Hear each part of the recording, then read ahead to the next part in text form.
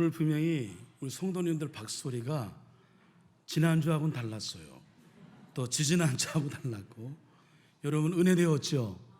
아유, 깊은 감동을 받았습니다. 예, 찬양 감사합니다.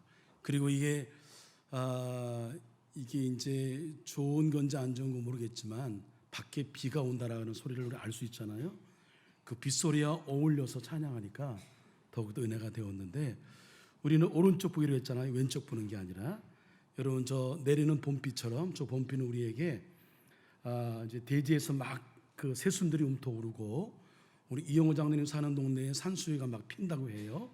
막 꽃을 피는 그 나무에게 생명의 기운을 불어넣어서 더 꽃을 피우고 또 생명을 더 키울 것입니다. 오늘 그와 같이 우리 가운데에 은혜의 단비, 성령의 단비가 여러분 심령 가운데 내려짐으로 인하여서 여러분의 영혼이 여러분 생명력을 얻는 은혜의 시간 되시기를 주님의 이름으로 간절히 축원을 드립니다.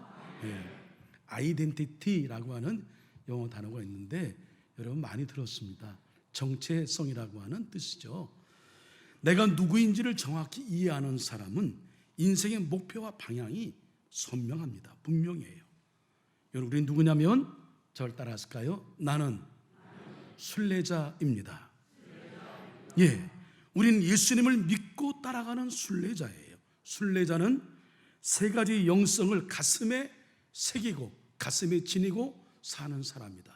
구원과 성화와 완주의 영성을 우린 지니고 사는 사람, 그 사람을 가리켜 순례자, 그 사람을 가리켜서 예수 믿는 사람, 이렇게 얘기합니다. 우리는 구원받은 하나님의 자녀들이죠. 그래서 그 구원의 은혜에 감사하며 구원받은 자답게 살아야 하는 거예요. 오늘 우리가 주일날 예배를 드리는 것은 나 같은 죄인 살려주신 하나님의 은혜가 감사해요. 그 하나님이 우리를 살려주신 것뿐만 아니라 부활하셔서 늘 우리와 함께 하시는데, 어떤 상황에 놓여 있든지 그게 죽음일지라도 하나님 우리와 함께 하신다는 것이 부활 사건의 메시지인 거죠. 그 부활의 주님을 우리가 믿는 마음으로 감사해서, 십자가 부활의 은총에 감사해서, 그거 어떻게 해요? 우리가 뭔가 표현해야 되잖아요. 그래서 우리가 예배 형식을 빌려서 그 마음을 표현하는 것이 오늘 주일 예배인 거죠. 이게 구원의 영성을 지니고 있는 자의 마땅한 도리인 겁니다. 예, 그래서 우리는 이 주일을 그 어느 때보다, 우리 삶의 그 어떤 것보다 우선순위로 두고 예배를 드리고 있는 거죠. 우리는 예수님을 주님으로 모시고 살며 그 주님을 닮아가며 따라가는 구도자들입니다. 성령의 이끄심에 따라 날마다 우린 조금씩 변화되어 가는 거예요. 여러분, 변화되시기를. 변질되면 안 돼요. 자꾸 안 좋은 쪽으로 여러분 변하면 그 끝이 안 좋아요.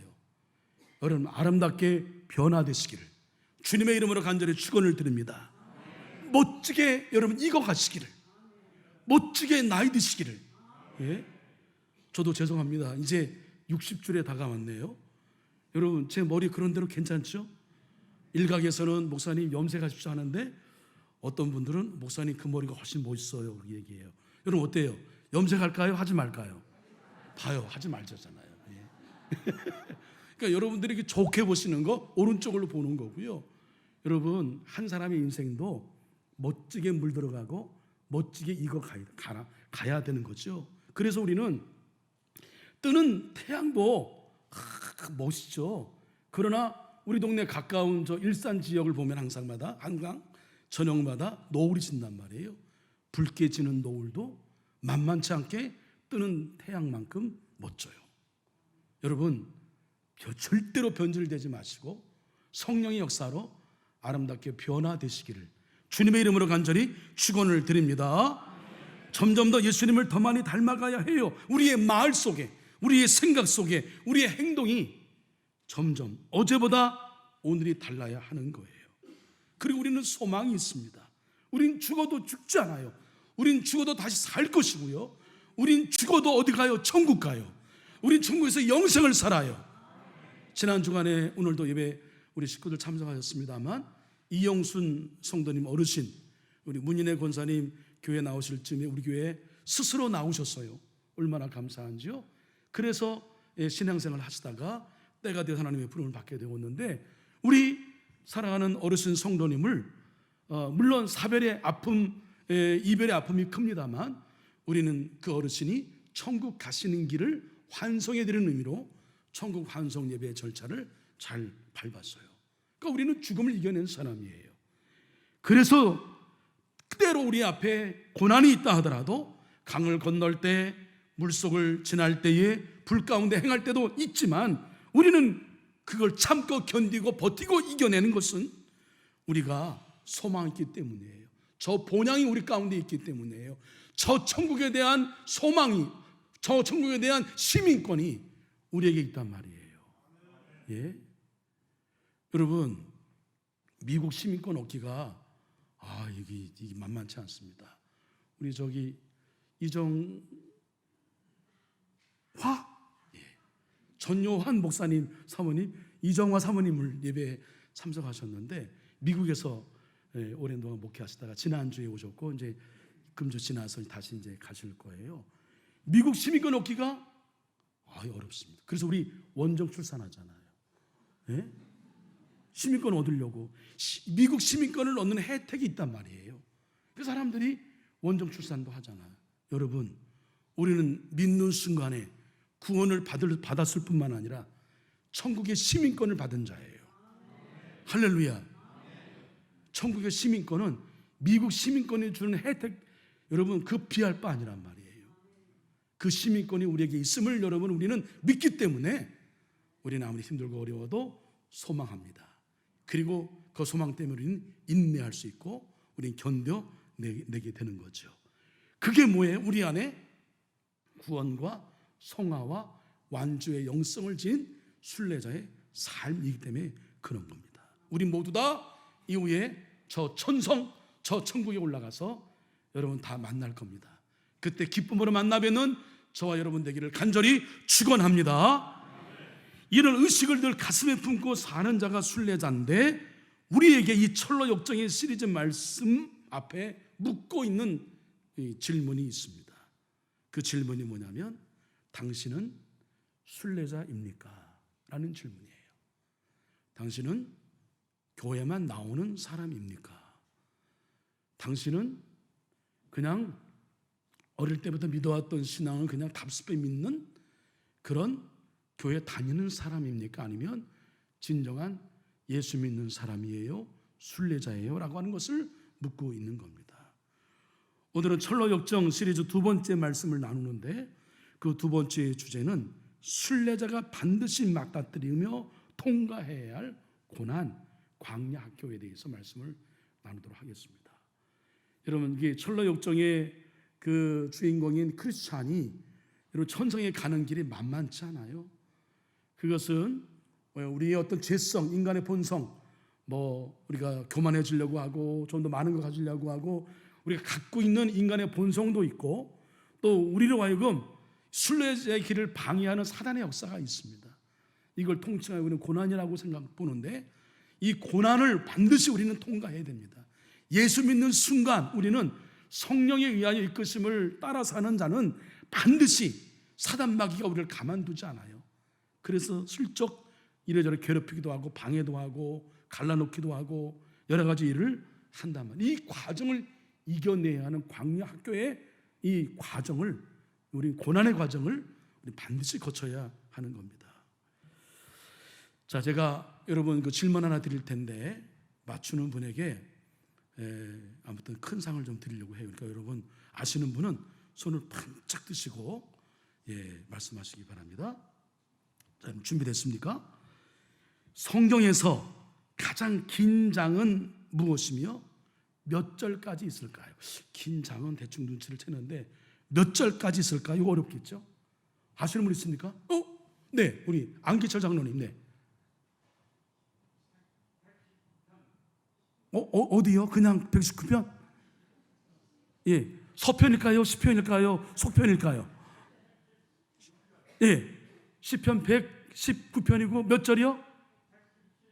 176절. 우리 완전히 정확히 맞았습니다. 박수 하겠습니다. 네. 아무튼 제가 기억하고 안정님에게 큰 상을 드리도록 하겠습니다. 밥상 큰 상을 드려야 될까 고민하고 있는데, 여하튼 여러분 말씀하신 대로 119편이고요. 119편은 전체 176절로 되어 있어요. 가장 길어요. 그래서 이 시편 119편은 꽤 유명한데, 이 시편 119편의 별명이 있어요. 그게 뭐냐면 The Great Psalm이라고 하는 위대한 시편이다 얘기합니다. 세 가지 이유가 있어요. 첫 번째, 말씀하신 대로 제일 길어, 절수가. 그 다음에 이 시편 119편 속에 인간의 희노애락이 다 묻어 있어요. 감사, 기도, 고백, 찬양, 탄식, 기쁨, 지혜, 이 모든 것들이 다 총망라한 그런 아름다운 시다, 이렇게 극찬합니다.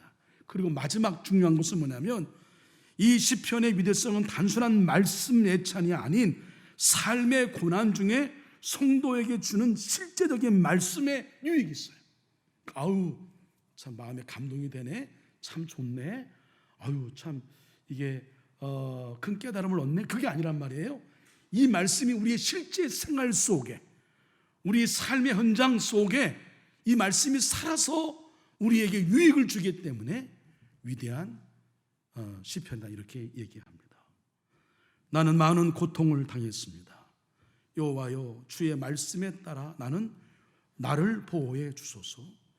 내가 계속적으로 죽음의 위험을 무릅쓰고 있지만 나는 주의 법을 잊지 아니할 것입니다. 어려움, 환난과 걱정, 우환이 내게 있지만 주의 명령들이 나의 기쁨이 됩니다. 제가 쉬운 성경으로 풀어서 오늘 소개해 드렸는데, 그러나 이 많은 말씀 가운데에 인생의 고난 속에서 얻은 가장 놀라운 유익을 증거하는 본문은 두 구절, 오늘 본문의 말씀이에요. 67절과 71절입니다. 이것은 시편 119편 말씀 중에 보석 중에 보석이다, 이렇게 극찬합니다. 자, 여러분 그 보석을 한 번 더 만날까요? 쉬운 성경을 함께 보겠습니다. 우리 자막 준비되어 있는데 함께 우리도 선포합니다. 읽습니다. 시작. 고난 받기 전에는 내가 잘못된 길을 갔으나 이제는 주의 말씀에 순종합니다. 고난 당하는 것이 내게는 좋았습니다. 그 때문에 나는 주의 법령들을 배우게 되었습니다. 존 번연이 이 시편을 참 좋아했어요. 그래서 순례자가 마땅히 가야 할 길이다, 그 길을 걷는 자에게 주어지는 놀랍고도 신비한 유익, 이거 역설적인 고백이죠. 고난이 유익이다? 아니죠. 고난은 고통이죠. 근데 고난이 유익이래요. 역설의 진리를 가르쳐주고 있는 이 말씀을 이 존 번연이 너무나 좋아했고, 어쩌면 이 철로 역정 속에 흐르고 있는 그런 주된 말씀 가운데 하나입니다.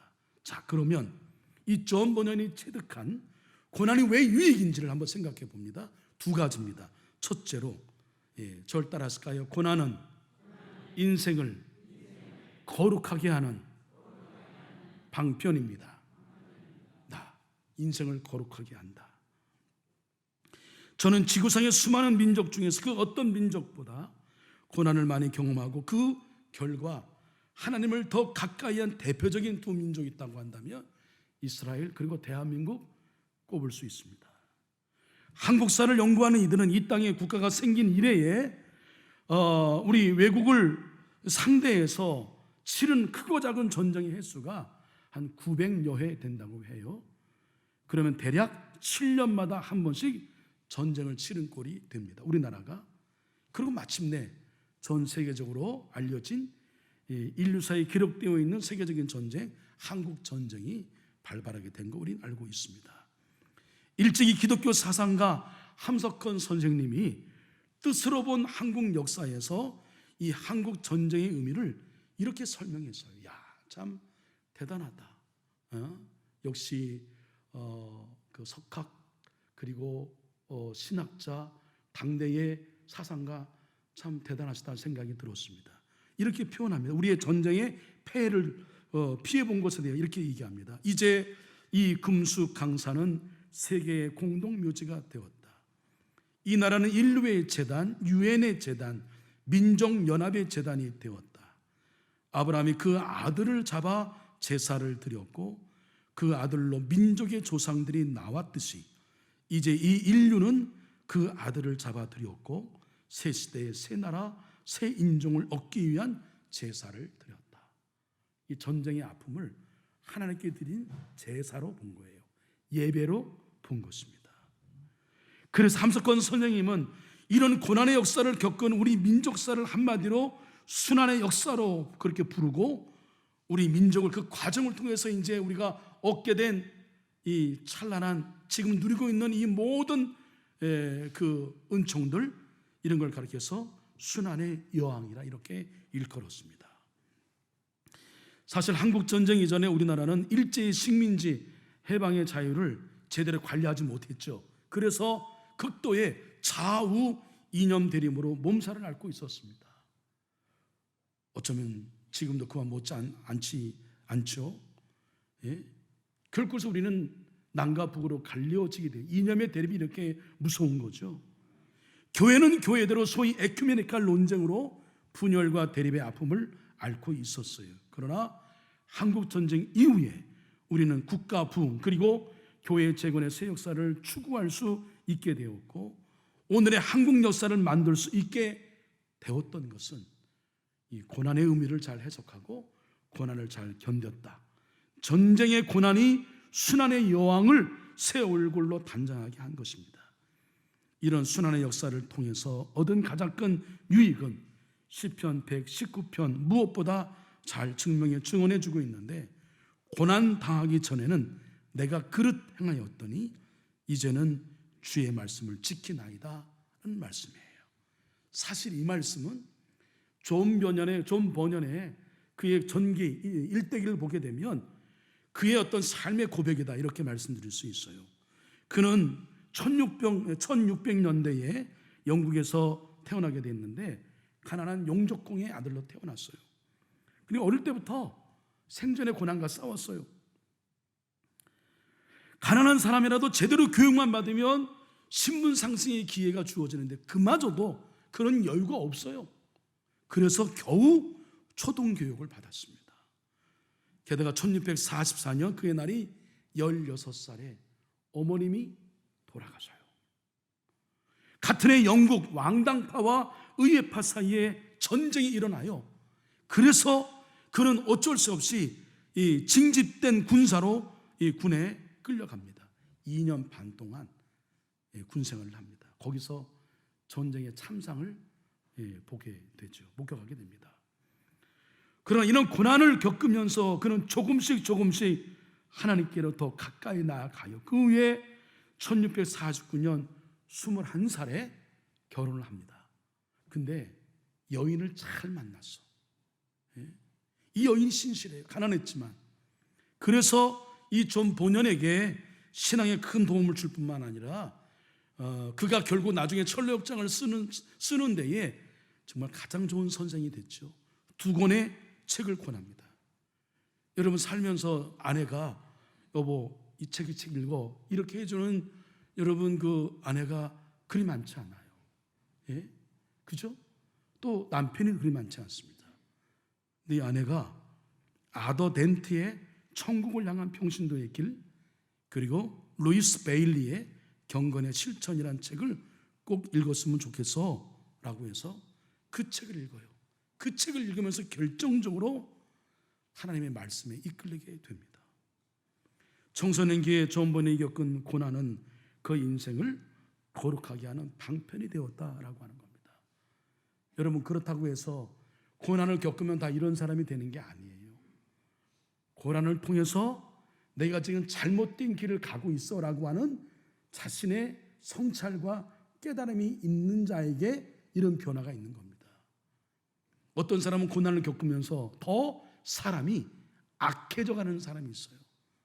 더 세상을 비난하고 사람들을 믿지 못하고 더 분노하고 화를 내고 불평하고 불만하고 새벽에 공부하는 사울의 길과 다윗의 길이 극명합니다. 사울이 돌이킬 기회가 있었어요. 그가 어려움 당할 때에 하나님을 찾고 그의 원래 자리로 돌아왔다면 이스라엘 역사는 바뀌었을 것이고 사울의 마지막은 달랐을 거예요. 근데 그는 그냥 그 길로 갔어요. 여러분, 고난을 통해서 우리는 뭘 배우냐? 나의 그릇된 행위, 나의 한계를 보는 거죠.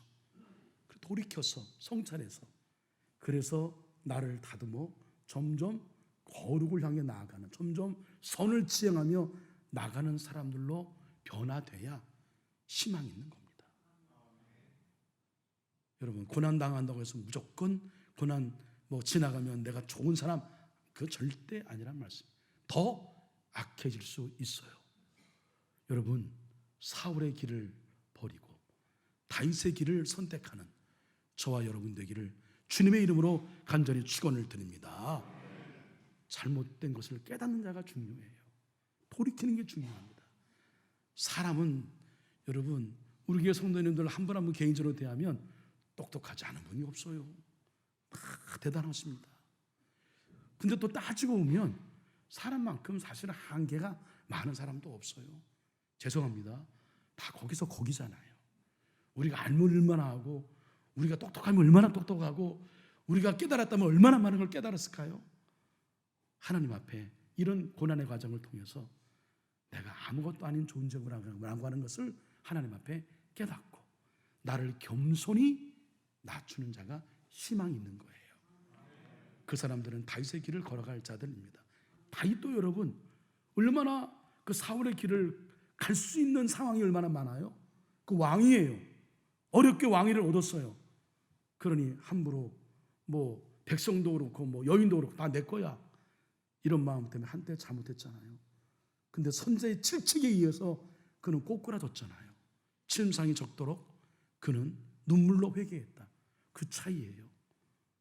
고난을 통해서 나의 그릇된 행위를 봐야 돼요. 그리고 거룩을 향해 나아가는 저와 여러분 되어서 다윗의 길을 걸어가는 저와 여러분 되기를 주님의 이름으로 간절히 축원을 드립니다. 둘째로, 고난은 하나님의 말씀을 배우는 그런 방편이 됩니다. 시편 기자는 119편 71절에 고난은 단순히 그의 그릇된 삶의 길을 교정할 뿐만 아니라 그로 하여금 구체적으로 하나님의 말씀을 배우게 된다, 이렇게 고백합니다. 고난당하는 것이 내게 유익이라, 이로 말미암아 내가 주의 율례들을 배우게 되었나이다. 한국 전쟁이 끝난 후 전쟁 폐허의 잿더미 이후에 우리 민족은 춥고 배고픈 보릿고개를 넘어야 했어요. 그러나 육체의 배고픔도 컸지만 당시에는 영적인 굶주림이 컸어요. 사람들은 이 굶주림의 고통을 참으면서 하나님의 말씀을 듣고자 매일같이 교회로 몰려들었어요. 특별히 전도하지 않아도 수많은 사람들이 월요일부터 금요일까지 계속된 부흥회, 그것도 새벽이고 오전이고 저녁이고 사람들이 몰렸습니다. 그것도 모자라서 옆 동네 교단을 초월해서 감리교 장리교 상관없이 옆 동네 부흥회 한 부흥회 다 갔어요. 그만큼 영적 갈망이 있었단 말입니다. 여러분, 여름성경학교 기억하시나요? 고등학교 되니까 저보고 선생님들이 너 이리 와, 성경학교 교사래요. 고등학교 때 교사래요. 물론 보조교사로. 근데 보조교사도 대우가 괜찮더라고요. 성경학교 끝나면 각 집에서요, 진짜 진성찬을 준비해서 얼마나 선생님들을 이렇게 대접을 하는지. 저는 그래서 교회에서 선생님 하면 괜찮네, 대우받네, 그런 생각 했다니까요. 얼마나 대우를 받는지 몰라요. 그 성경학교 여러분 다 그런 어릴 때 추억 있잖아요. 발 디딜 틈 없이 아이들이 몰려들었어요. 그리고 당시에 성경 공부 이전에 성경 통독에 대한 붐이 일어났어. 성경을 읽는 사람들이 많이 일어났죠. 그게 이제 부흥의 역사인 거죠.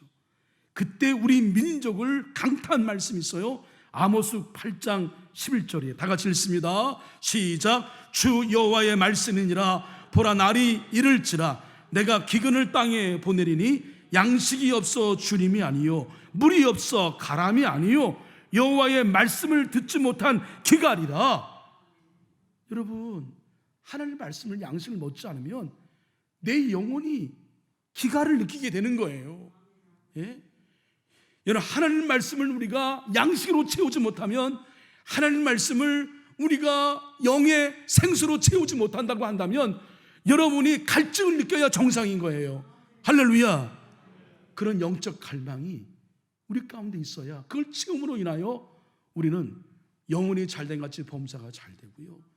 우리가 육신적으로 이제 2% 부족하면, 수분이 2% 부족이 신호가 오잖아요. 물 먹어 그잖아요. 그 2% 부족한 물 먹잖아요. 우리 영혼도 마찬가지예요. 내가 왜 이렇게 가라지? 내가 이렇게 팍팍하지? 내가 이렇게 예민하지? 내가 이렇게 막 예배를 드려도 뭐가 없지? 왜 그런지 아세요? 내 영이 여러분 배고프기 때문에 그런 거예요. 그러니까 여러분 말씀을 드셔야 돼. 말씀을 여러분 먹어야 됩니다. 그러기 위해선 목사하고의 말씀을 전하는 주의 종하고의 개인적인 감정은 그냥 어떤 사안별로 놔두고요. 말씀을 들을 때는 그 모든 것 다 뒤로 해요. 예? 주의 종의 말씀을 여러분 들어야 여러분이 사는 거예요. 할렐루야. 예? 그리고 뭐 그걸 떠나서 목사님 말씀 전하는 목사님하고 친해야 돼. 가까이 친해야 돼. 목사님 잘해주라는 얘기 아니에요. 뭐 대우해주라는 얘기 아니에요. 제가 말씀을 드리지 않지만 우리 성도님들 보이지 않게 얼마나 잘해주시는지 하고 내가 막 자랑하고 싶은데, 여러분 요즘에 제가 양복 괜찮잖아요. 그거 어느 분이 다 해주신 거야. 예? 내가 손 꼽는데요 막 자랑하고 싶어. 우리 교회 성도님들 얼마나 잘하시는지 몰라요. 예? 잘합니다. 근데 그 잘하면 잘한다고 박수를 보내야지, 왜 그걸 해줬냐, 이런 거기까지. 그건 아니잖아, 그렇죠? 예? 잘하면 잘한다고 칭찬해주고 격려해주고 더 잘한다 해주고 박수 쳐주고 그래야지. 내가 못한다고 이건 아니에요. 우리 교회 여러분 그런 사람 없어요. 그러니까 오해하지 마세요. 목사님 누구예요? 궁금해서 전화하면 안 됩니다. 네, 그런 분 없어요. 예? 다 그런 모든 것들이 왜 그래요? 내 영혼이 가래서 그래. 내 영혼이 채워지지 않아서 그래. 그러니까 여러분 우리 저를 포함해서 우리 목사님들하고 친하게 지내시길 바랍니다.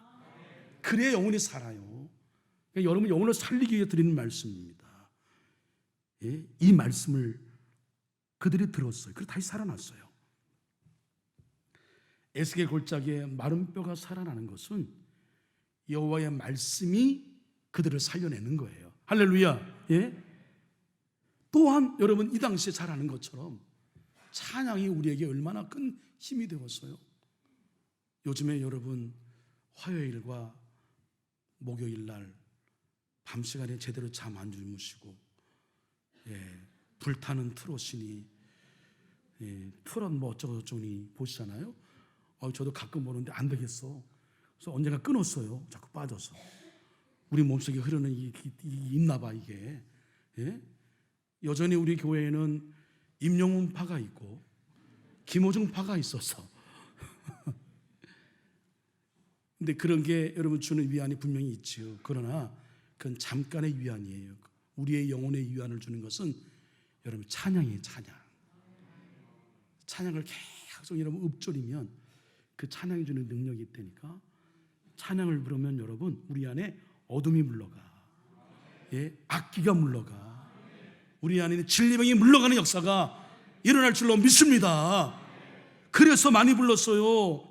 달교 오묘한 그 말씀, 그리고 천부여 의지없어서 내 주를 가까이 하게 함은 멀리 갔더니 저 높은 곳을 향하여. 제가 쭉 가사를 제가 적어보냈지만 시간상 이렇게 말씀드려요. 이 찬송가를 가르쳐서 어느 혹자는 우리 민족의 5대 찬송이다 이렇게 얘기했어요. 우리는 고난의 골짜기를 통과할 때 이런 찬송들을 부르면서 주께로 더 가까이, 또 주가 주신 말씀으로 한 걸음 한 걸음 더 가까이 나아가서 이겨내었단 말이에요.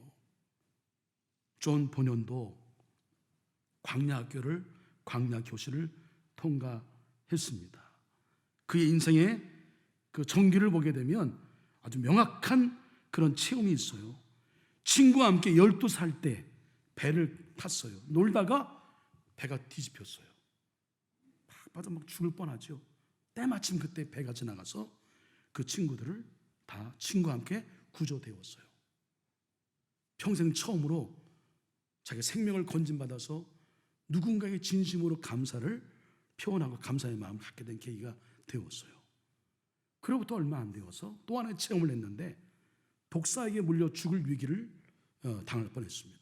친구가 존, 내 발 밑에 독사가 있어 이렇게 얘기하니까 존 본인이 깜짝 놀라 펄쩍 뛰면서 자리를 피했는데 그는 회고하기를 그 순간 마치 누군가가 나를 위해서 자기 몸을 이렇게 번쩍 들어서 옮긴 듯한 느낌을 받았다 이렇게 얘기합니다. 2번씩이나 그는 이후에 고백하기를 나를 살려주신 것은 절대자 하나님이셨다 이런 체험을 하게 된 거예요. 그리고 무엇보다 어머니가 돌아갔어요. 16살 때 얼마나 큰 충격이에요. 예? 아, 사람들 죽는구나. 죽어 장례 치르고 보니 흙 속에 묻혀 이게 인생의 전부야? 고민합니다. 인생의 실존에 대한 고민을 하게 되는 거죠. 철학적 질문을 던지게 되고 신학적 질문을 던지게 되는 거죠. 어머니가 평소에 말씀하신 게 기억이 나요. 야, 사람은 죽은 다음에 영원한 삶이 있어. 기억이 납니다. 그걸 떠올리면서 그는 진지하게 신앙을 생각하게 되었고 인생을 생각하게 되었어요. 그러다가 군대에 갑니다.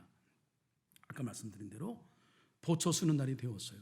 저희도 군대 가면 기본적으로 보초 쓰잖아요. 근데 그날 존 본인이 너무나 몸이 안 좋았어. 예? 근데 그 옆을 지켜보던 착한 친구가, 착한 동기가 너 내가 보초 쓸 때 너는 쉬어. 다음에 나랑 바꾸지 하고 그 친구가 대신 보초를 서줬는데 그날 밤에 공교롭게도 밤에 적이 침투해서 총을 쐈는데 그 대신 보초 쓴 친구가 죽었어. 자기가 죽어야 될 걸 남이 이 친구가 죽었어. 얼마나 슬픔이 커요. 나를 위해 누군가 죽어준다. 이 구속의 은혜를 그는 명확하게 이 친구의 대신 죽음을 통해서 경험하게 되는 거죠. 그래서 그는 진지하게 이제 구도자의 길을 걸어가고 그 다음에 회심하고 복음의 진리로 살게 돼. 그 뜨거워지니까 견디지 못해. 그래서 여기저기 가서 막 복음을 전했는데 당시 여러분 잘 아시는 대로 영국은 성공회가 국교회야. 어느 누구도 신학을 전공하고 사제의 서품을 받지 않은 사람이 말씀을 전하는 것은 여기저기 캐톨릭의 영향을 받아서 있을 수 없는 일이에요. 그래서 여러분 잘 아시는 존 웨슬리 목사님도 그 사제이지만 밖에 나가서 막 그 교회가 아닌 곳에서 밖에서 저 광산촌에서 그 다음에 저 교도소에서 말씀을 전하니까 뭐라 그랬어요? 야, 저 말씀은 예배는 교회 안에서 예배를 드리고 말씀을 전해야지. 그러니까 그때 존 웨슬리 목사님이 했던 말씀이 무슨 말씀이요? 내가 성령의 감동으로 예배 드리는 것, 말씀 전하는 것, 거기가 나의 교회이며 나의 목회지요. 세계는 나의 교구요. 거기서 나온 얘기입니다. 근데 이런 당시에 그래서 그가 거기서 이제 복음을 전했는데 그가 이런 고백을 하죠. 내가 전한 복음으로 인하여 제가 고통을 받고 고난을 당한다면 그것은 오히려 하나님께서 저에게 주는 은혜의 기회입니다. 제가 하나님의 사람으로 천국을 위하여 선한 일을 하다가 체포를 당하게 되었으니 얼마나 감사한지 모릅니다. 여러분 모두도 주님을 위하여 고난을 받는 일이 도리어 복이 되는 것을 알게 되시기를 바랍니다. 이렇게 얘기하고 12년 감옥 생활을 합니다. 지금은 상상 못하죠. 엄청난 큰 죄예요. 12년 감옥살이를 해요. 그는 감옥살이를 사도 바울처럼 전혀 불평하지 아니하고 그는 거기서도 크리스찬으로 살았어요. 사실 나는 그때처럼 하나님의 말씀에 깊이 심취한 적이 없었다. 전에는 별 의미 없어 보이던 말씀들이 생생하게 다가왔다. 말씀 속에서 만나는 주님과의 기쁜 교제는 그 어떤 두려움과 불안도 물리치게 했고 나를 확신 가운데 거하게 했다. 감옥살이는 고통스러웠지만 나는 고통 속에서도 하나님의 은혜의 깊이를 세심하게 느낄 수 있었다. 그런 은혜로 나는 감옥 생활을 내내 세상 그 어떤 자유와 기쁨과도 비교할 수 없는 잔잔한 평안과 기쁨을 느낄 수 있었다. 히브리서 13장 6절은 감옥 생활 내내 내게 큰 힘이 되었다. 그러므로 우리가 담대히 말하되 주는 나를 돕는 자이시니 내가 무서워하지 아니하겠노라. 사람이 내게 어찌 하리요. 이런 과정을 통해서 그는 그 불후의 명작인 철로 역정을 만들어낸 거예요. 그냥 만들어낸 겁니다. 당시에 유명한 시인 로버트 브라우닝이 그의 철로 역정을 보고 그를 향하여 이렇게 표현했습니다. 한낱 용접공에 지나지 않았던 사람이 이런 놀라운 필력을 가지고 있었다고는 상상이 안 된다. 나는 하나님께서 그에게 말씀하신 결과라고 밖에 말할 수 없다. 여러분, 고난을 중요합니다. 잘 통과한 사람은, 고난을 의미 있게 통과한 사람은 내가 누구인지 알아요. 그래서 나를 보고 겸손하고 나의 잘못을 보고 뉘우치며 어떻게 하든 내가 하나님의 사람으로 거룩한 삶을 살고자 하는 거룩한 몸부림이 있어요. 일반적으로 여러분, 진짜 예수 믿는 사람, 진짜 예수 믿어 변화된 사람은 그렇게 많은 잘난 체 하지 않습니다. 늘 항상 겸손해요. 항상 다른 사람을 살핍니다. 점점 예수님 닮아가는 거죠. 그리고 하나님 말씀이 깊어요. 이 말씀의 깊이가 여러분 그냥 우리가 공부한다고 얻어지는 게 아니에요. 고난을 통해서 말씀이 새롭게 다가옵니다. 마치 말씀이 여러분 살아오듯이 육화되어서 내 몸속에 그것이 살아있는 메시지로 다가온단 말이에요. 그게 여러분 그냥 이루어지는 게 아니에요. 고난 학교를 통하지 않으면 절대로 그런 경험을 할 수 없는 것이니, 여러분 아파요? 여러분 지금 힘들어요? 여러분 어려우십니까? 여러분 괴로움이 많아요? 은혜의 기회인 걸, 변장된 축복의 기회인 걸 믿으시고 고난을 잘 통과해 내워서, 그래서 이 시편 119편의 이 기자의 고백이, 시인의 고백이 저와 여러분 모두의 고백이 되기를 주님의 이름으로 간절히 축원합니다. 기도하겠습니다. 사랑의 하나님 아버지, 우리는 순례자라는 정체성을 늘 의식하며 잊지 아니하며 살게 하여 주시옵소서. 구원과 성화와 완주의 영성으로 이 길을 걷게 하여 주시옵소서. 그래서 만나게 되는 고난을 말씀으로 해석하고 성령의 능력으로 이겨내면서 더 거룩하게 하시고 하나님 말씀을 더 깊이 배우게 하여 주시옵소서. 예수님의 이름으로 기도합니다. 아멘.